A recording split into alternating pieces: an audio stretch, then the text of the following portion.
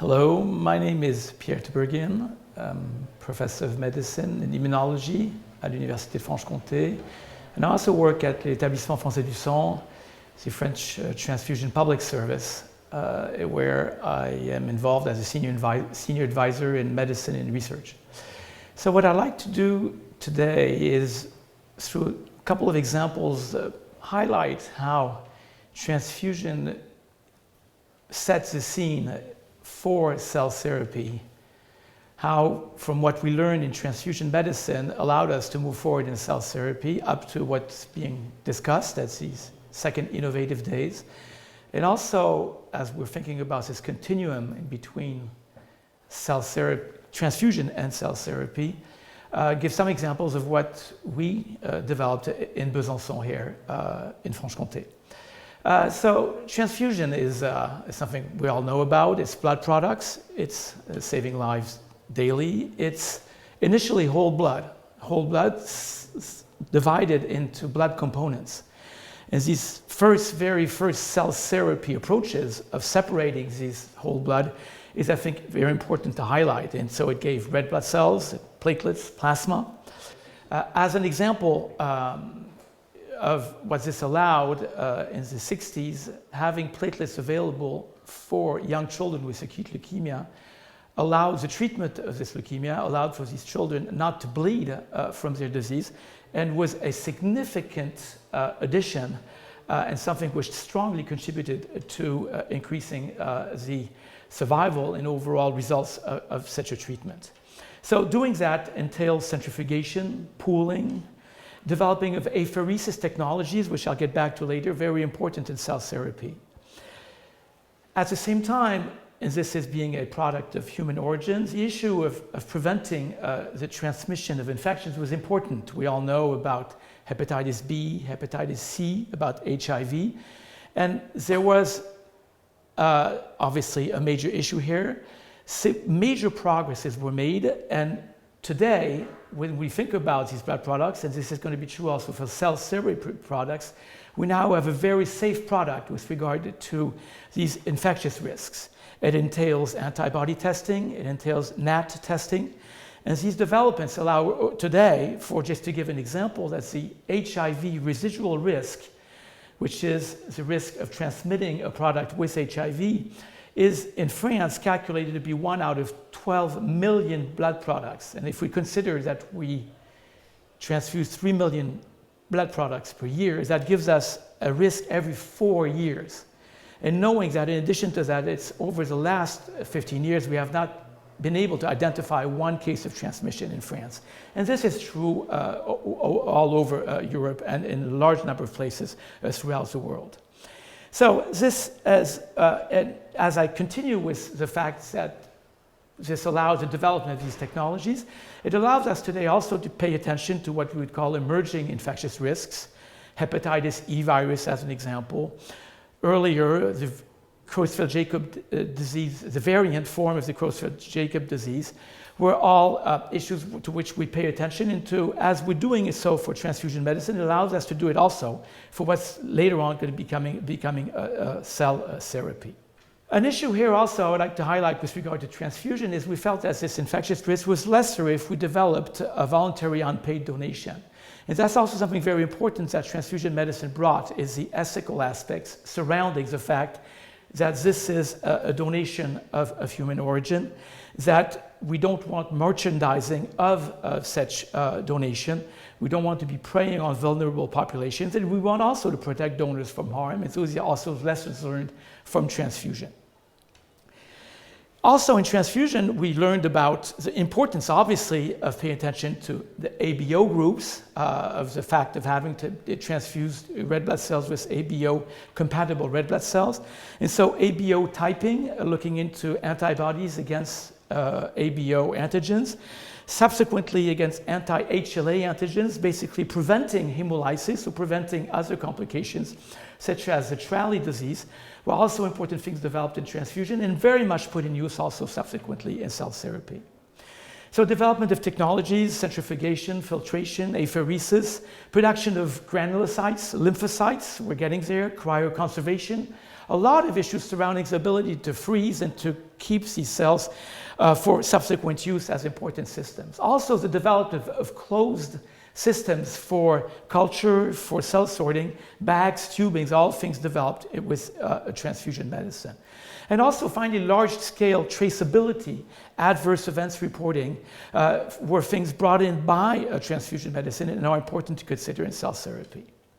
So all these developments are for the benefit of cell therapy, and these cell therapies, just to briefly mention, I think some important, aspects of it, and very much linked and developed by blood banks, by the transfusion medicine experts, is obviously start with bone marrow transplantation, both allogenic and autologous, and so that entailed technologies of marrow aspiration, of once again apheresis for peripheral blood stem cells, and transfusion support.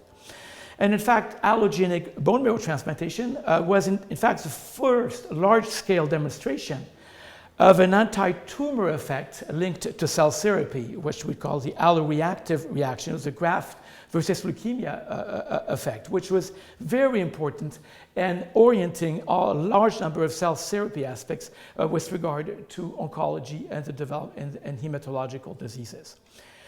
As we moved in with transplantation, we thought it important to consider graft treatment, depleting specific immune populations, such as T cells, the use of monoclonal antibodies, with initially rabbit neonate plasma as a source of complements and other developments allowing to use these monoclonal antibodies. A development of cell sorting, assessing chimerism, an essential aspect. Immunophenotyping, cell sorting, and leading us from allogenic and autologous bone marrow transplantation or autologous or allogeneic hematopoietic stem cell transplantation to T cell or NK cell immunotherapy, to the development of other cells such as mesenchymal stem cells for immunomodulatory properties, for tissue repair, induced stem cells, pluripotent stem cells, as will be discussed here as well, are important aspects. These cells now identified, prepared, qualified, cultured, cryopreserved, we now can gene modify them, and that was obviously a very important step of ex vivo gene modification, use of retroviral vectors in T cells, in hematopoietic stem cells, leading into molecular scissors, CRISPR-Cas9 approaches. All this leading us up to CAR T cells, which is one of the important items of this meeting. So, based on this, and I hope I've convinced you about this important continuum on transfusion and T-cell therapy, what did we do in Besançon? And we were very much involved in all of this. There is in Besançon a very strong transfusion background. In the 60s and 70s, and that was before I was there, apheresis technologies were developed. And that was an important part, and as we know today, very important when we want to collect lymphocytes. Platelet preparations, I referred to that. There were a lot of innovations here. Cryopreservations were very much developed. And early on in the 80s with Professor Patrick Hervé, allogenic bone marrow transplantation was developed here in an important program. T-cell depletion of the graft to prevent graft-versus-host disease, the development for that of T-cell, of monoclonal antibodies directed against T cells. And this was all internal work in the laboratory of the local blood bank and developed into a spin-off, which now became subsequently Diaclone RD Biotech. In the 80s, we went from marrow to peripheral blood hematopoietic stem cells. And we also, in Besançon, developed antibodies to prevent complications of allogenic transplantation. Anti-TNF antibodies, anti-IL-6, anti-IL-2 receptor, all this leading to clinical evaluation and clinical testing of such of approaches for the prevention and treatment of graft-versus-host disease. This was all developed in a research laboratory in the Besançon Blood Bank, l'Établissement Français du Sang, with the Université de Franche-Comté and INSERM, which I headed early on, and then it's now headed by Professor Philippe Sass. We developed in parallel a cell engineering unit, biomonitoring, HLA laboratory, developed a lot of cord blood banking and issues surrounding, as an example, a miniaturization of these grafts. and developed novel T-cell approaches that encompasses allogeneic T-cells, NK cells, and developed ex vivo gene transfer methodologies early on with retroviral vectors, lentiviral vectors, into clinical trials looking into the possibility of using what we call suicide gene approaches as a way of modulating alloreactivity, graft-versus-host disease, and in fact demonstrations that indeed we can switch off GVHD by such an approach. And these approaches of suicide genes are just now still currently being developed with the CAR T cells, which you'll be very much hearing about later on in the meeting, in this meeting.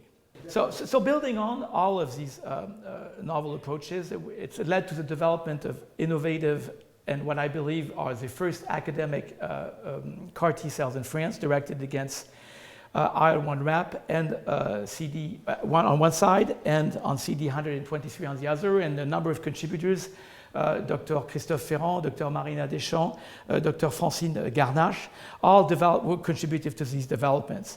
We developed, in addition to these approaches of adoptive immunotherapy, adoptive being the cells which are being initially transfused and then infused as cell therapy products, to active immunotherapy. And I would like to highlight we also have developments in the development of vaccines, in novel anti-cancer vaccines with very interesting and important, I think, results with anti-telomerase vaccines developed by Professor Olivier Adotevi and Professor Christopher Bourg.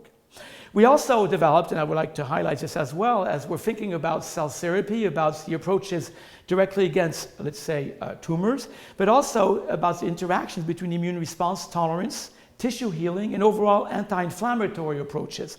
And that's very much developed in relation with the capacities of the supernatant of apoptotic cells, and the work done by Dr. Sylvain Perruche and a startup, and now a company called Medin Pharma. Also, and I would like to close on the fact that we have all these developments to say that Dr. Christophe Ferrand and Dr. Marina Deschamps have developed also a startup company called Cancel Therapies, developing these innovative approaches. And all this, both in this setting, has really we've been able to develop that because we've had very continuous, strong support from a large numbers.